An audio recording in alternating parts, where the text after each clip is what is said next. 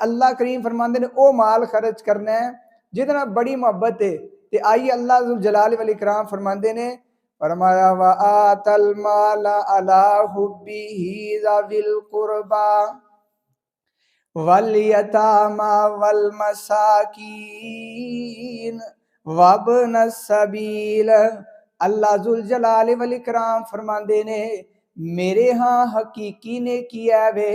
अगर चाहते हो असी नेक अमल करिए, अगर चाहते हो असी अल्लाह दे हाँ सच्चे बन जाइए, अगर चाहते हो कि असी मुत्तकी ते परहेजगार बन जाइए, ते अल्लाह करीम फरमाते ने व आतल माल अला हुब्बिही ज़ाविल कुरबा, ते तुसी उस माल नू खर्च करो जिहदे नाल बड़ा प्यार करदे हो, मुहब्बत करदे हो। ज़ाविल कुरबा अपने करीबी रिश्तेदार जिहड़े करीबी ने, जिस तरह मैं अर्ज की है सब नालों पहले माँ बाप ने।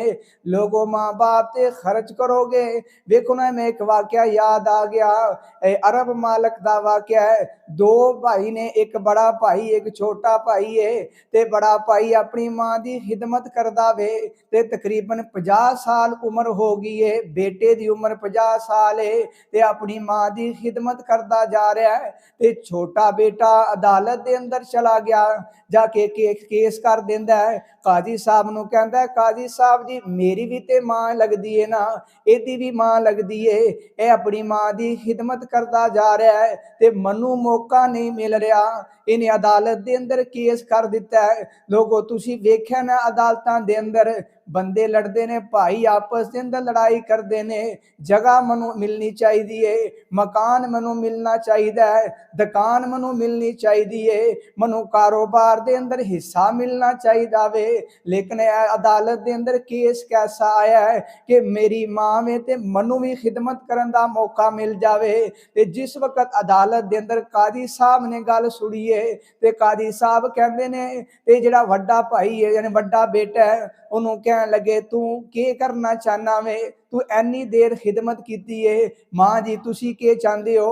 ते मां ने की आख्या, मां कहती है ये भी मेरा बेटा है ते ए भी मेरा बेटा वे, अगर मैं एदे नाल रवां एदी सैड देवां ए नाराज हो जाएगा, अगर मैं छोटे दा नाल रहना पसंद करा कि मैं एदे रहना पसंद करनी आ ते फिर वड्डा नाराज हो जाएगा, आखेगा अम्मा जी मैं भी ते तुहाडा बेटा ना।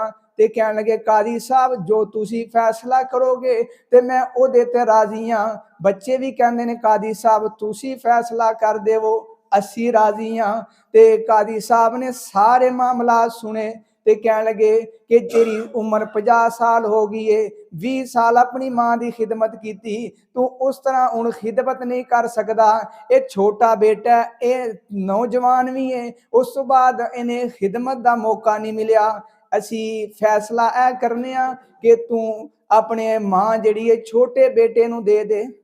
ये वेखो मां की खिदमत इस तरह का जज्बा कि मां मेरे को आ जाए, बाप मेरे को आ जाए, मां ते बाप की खिदमत। लोगों फिर मैं इत्थे क्यों ना दुआ कर देवां जिन्हां दे मां बाप जिंदा ने उन्हां दे बारे भी, ते दूसरे जिन्हां दे मां बाप टुर गए ने उन्हां दे बारे भी दुआ कर देवां।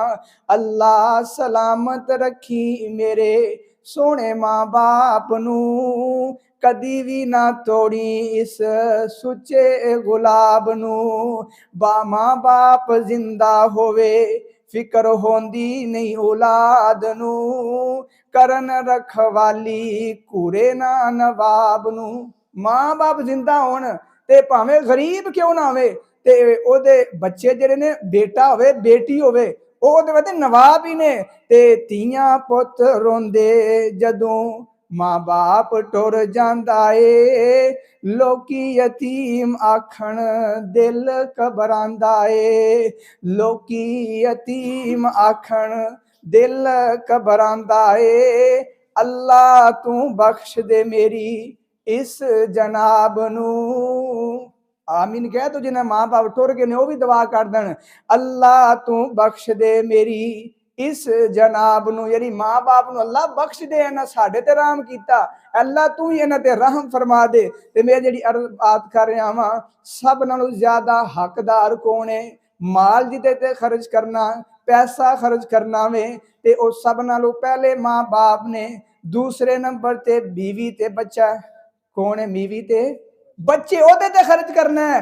और याद रखियो जेड़ा बंदा अपनी बीवी या बच्चे नू एक लुकमा खवांदा है, हलाल दा लुकमा कमा के खवांदा है, हदीस लफज के ने नबी अलैहिस्सलातु वस्सलाम फरमांदे ने किसे बंदे ने हलाल मजदूरी करके अपनी बीवी या अपने बच्चे नू एक लुकमा खवाया ते अल्लाह करीम ओदा अजर भी सदके दे बराबर लिखवा देंदे ने। हलाल कमा के अपनी बीवी अपने बच्चे नू खवाओगे, यह भी सदका है। कि वे सदका जे सदका, ते फिर बंदे नू खुश होकर खवाना चाहिए है तो अपनी बीवी बच्चे नू खवा रहा है, लेकिन अल्लाह करीम फरमाते ने कि असी ए नामा अमाल दे अंदर सदके जिन्ना सवाब लिख देवांगे। ये क्यों? इस वास्ते कि इन्हें हलाल कमाया, झूठ बोल के, फ्रॉड करके, धोखा करके हराम कमाई नहीं की, हलाल कमा के ते एक लुकमा भी खवाएगा, एक लुकमे में भी अल्लाह अजर लिख देगा। फिर दूसरे तीसरे नंबर ते रिश्तेदारां दे मुतल्लक, रिश्तेदारां दे ओहदे ते भी खर्च करना में, ते अगे अल्लाह जुल जलाल वल इकराम फरमांदे ने वल यतामा, यतीमा ते भी माल खर्च करना में। यतीम केड़े ने? जिन्हां दे बाप दुनिया तो चला गया ते अये बलूगत तक पहुंचे नहीं, ये यतीम ने, ते यतीमा नाल प्यार करोगे, यतीमा ते माल खर्च करोगे, ये माल खर्च करने का बड़ा अजर है। लेकिन एक हदीस मैं सुनाना, अजर तुसी आपे समझ जाओगे। नबी अलैहिस्सलातु वस्सलाम फरमांदे ने कोई बंदा किसी यतीम बच्चा या बच्ची है ओदे सिर ते सिर्फ हाथ फेरदा है, शफकत वाला हाथ रखदा है, जिन्ने वाल ओदे हाथ थल्ले आंदे ने अल्लाह ओदे ओने गुनाह मिटा देंदे ने। सिर्फ हाथ ही रखा है, ये खवाया पियाया नहीं, उन्हें शफकत वाला हाथ रखता है, जिस तरह अपने बच्चों नाल प्यार करता है, वो यतीम नाल प्यार करता है, ते अल्लाह करीम के करते ने ओने गुनाह माफ करते ने जिन्ने वाल ओदे हाथ थल्ले आ जाते हैं। इस वास्ते अल्लाह करीम फरमाते ने मेरे हाँ नेकी के वे खर्च करना ते यतीमा ते खर्च करना में, ये उन्होंने महसूस ना होवे कि मेरा बाप इस दुनिया तो चला गया वे ते मेरे नाल प्यार करने वाला कोई नहीं। जेड़ा बाप प्यार करता वो तेन तुम कर नहीं सकते, लेकिन उन्होंने ऐ महसूस ना करावो कि बाप कोई नहीं ते मेरा चाचा को नहीं ना, चाचा चाचे रहना चाहिए। बाप टुर जाए तो उन्हें विरासत जेड़ा वे कब्जा नहीं करना या उन्होंने नाल जुल्म ज्यादती नहीं करनी, उन्होंने प्यार करना है ते करोगे ना, अल्लाह ताला तुहाडे गुनाह भी माफ करेगा ते अल्लाह ताला तुहाडे घर बरकतां ना नजूल फरमा देगा। ए असल दे अंदर नेकी है। ते अगे के फरमाया वल मसाकीन, मस्कीना ते भी खर्च करना वे।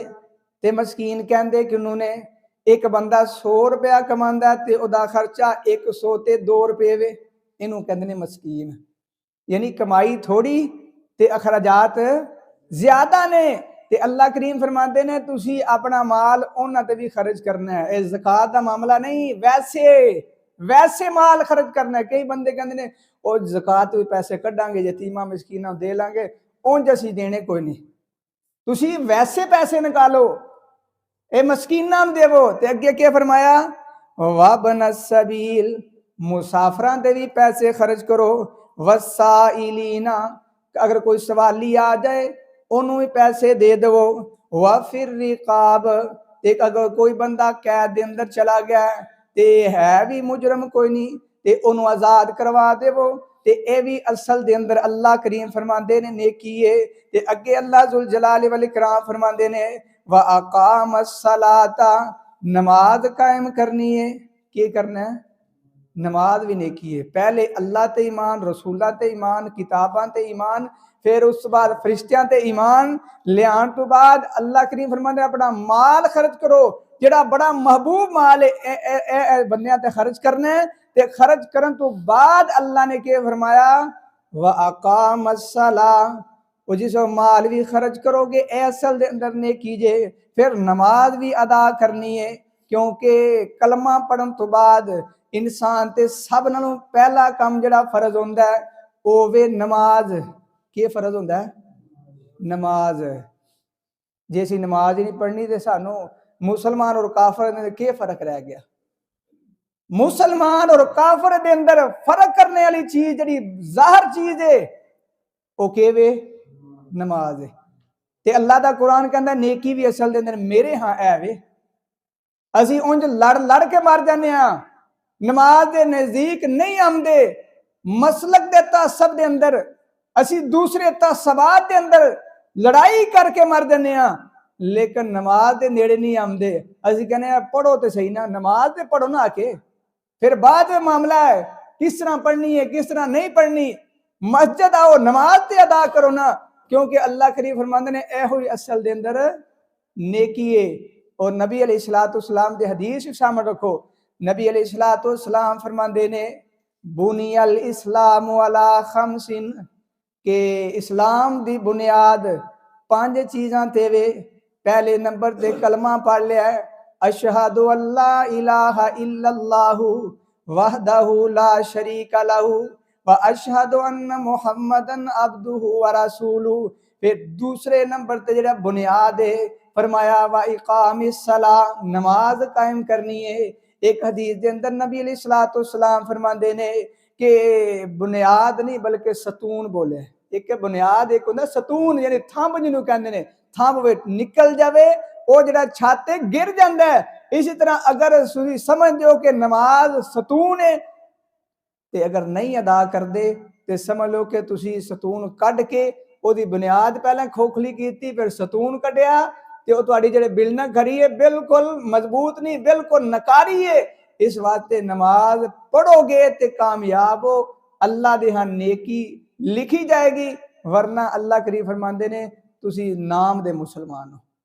किदे मुसलमान? नाम दे सिर्फ। और इसी तरह नबी अलैहिस्सलाम दी एक और हदीस, नबी अलैहिस्सलाम फरमाते ने लोगो जेड़ा बंदा नमाज पढ़दा है ओदा फायदा की वे। आप अलैहिस्सलाम फरमाते ने ये नमाज पढ़ने वाला बंदा, एक नमाज फजर पढ़ी है, जोर पढ़ी, असर पढ़ी है, मगरब पढ़ी है, इशा पढ़ी है, ये नमाजा पढ़ता जा रहा है। नमाजा के दरम्यान अगर कोई गुनाह छोटा मोटा हो गया है ते नमाजा पढ़न की बरकत दे नाल अल्लाह गुनाह मिटा देवणगे। ए असल दे अंदर नेकी अल्लाह चाहता है मेरे बंदे मैं बनाए ने ये जहन्नम में ना जान, बल्कि मैं ना जन्नत तैयार की, जन्नत में चले जा। लेकिन असी की करने, असी नमाज असी क्यों नमाज पढ़ीए? नमाज पढ़न मौलवी साहब, नमाज पढ़न जेड़े वेले बंदे ने, काम वाला बंदा नमाज ये हो ही नहीं सकता। असी इंजे करने नमाज पढ़ लो यार मैं काम कर लवां, यानी जिन्ने नमाजी ने वो नकम्मे ने, वो काम वाले नहीं। और याद रखो जेड़ा बंदा नमाज अदा करता है ते अल्लाह करीम ओदे काम आसान करता जाता है। ते जेड़ा नमाज दे नेड़े नहीं ना आंदा, मैं हदीस का मफहूम रखूंगा, जेड़ा नमाज नहीं अदा करता अल्लाह ओदे काम मुश्किल करता जाता, मुश्किल करता जाता, मुश्किल करता। एक काम किया अगू होर मुश्किल, दूसरा किया मुश्किल। ते जेड़ा नमाज अदा करता है ते अल्लाह ओदे काम भी आसान कर देता है।